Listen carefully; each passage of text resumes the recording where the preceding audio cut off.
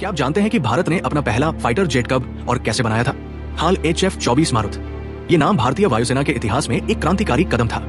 आज हम आपको बताएंगे भारत के पहले स्वदेशी लड़ाकू विमान की कहानी, जो भारतीय रक्षा क्षेत्र की ताकत का पहला बड़ा कदम था।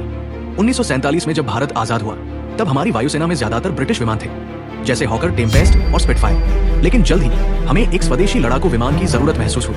1950 के दशक में हाल हिंदुस्तान एरोनॉटिक्स लिमिटेड ने इस सपने को साकार करने का फैसला किया, और इसके लिए उन्होंने एक German aeronautical engineer Kurt tank को शामिल किया, जिन्होंने नाजी जर्मनी के प्रसिद्ध फॉकवुल्फ FW-190 विमान को डिजाइन किया था।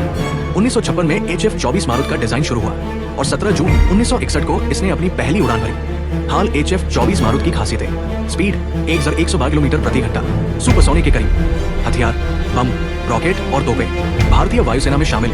1967 ये लड़ाकू विमान भारत के लिए गर्व की बात थी, क्योंकि उस समय बहुत कम देशों के पास अपना खुद का जेट फाइटर था। भारत पाकिस्तान युद्धों में HF-24 मारुत ने बहादुरी दिखाई। 1965 युद्ध, मारुत का उपयोग सीमित था, लेकिन इसने अपनी उपयोगिता साबित कर दी। 1971 युद्ध, HF-24 मारुत ने पाकिस्तान के ठिकानों पर हमले किए और भारतीय वायुसेना को मजबूती दी। हालांकि मारुत में एक बड़ी समस्या थी, इसका इंजन। इसके लिए जो इंजन इस्तेमाल किया गया, वो इसे पूरी तरह से सुपरसोनिक नहीं बना सका।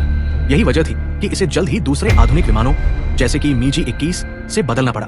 हाल HF-24 मारुत भले ही सेवा से हट गया, लेकिन इसने भारत को आत्मनिर्भरता की राह दिखाई। आज हमारा स्वदेशी लड़ाकू विमान हाल तेजस इस सपने को पूरा कर रहा है, और भारत अब अपने 5th जनरेशन फाइटर जेट भी बना रहा है। क्या आपको लगता है कि भारत को HF-24 मारुत जैसा एक नया फाइटर जेट फिर से बनाना चाहिए? कमेंट करें और अपनी राय दें। ऐसे ही रोचक इतिहास और रक्षा क्षेत्र से जुड़ी कहानियों के लिए चैनल को सब्सक्राइब करें।